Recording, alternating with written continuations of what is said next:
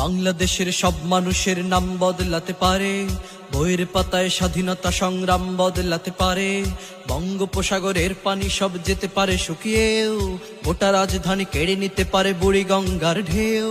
সুন্দরবন কেটে হতে পারে ইটের ভাটার লাকড়ি, শিল্পপতিরা দেউলিয়া হয়ে খুঁজতে পারেন চাকরি।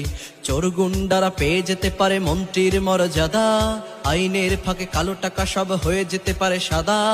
অনেকেই বলে এই দেশ নাকি হুজুগ জাতির দেশ, দফায় দফায় বদলায় এর রং ঢং পরিবেশ। তাই বলে ইসলাম এদেশে হুজুগে হবে না শেষ, হুজুগে হবে না শেষ। ইসলাম এদেশের পরতে পরতে জনপদে ঘরে ঘরে, ইসলাম এদেশের 90% মানুষের অন্তরে। ইসলাম নিয়ে কেউ ছিনিমিনি খেলে এমন সাধ্য নেই, আর কিছু থাক না থাক তবুও ইসলাম থাকবেই।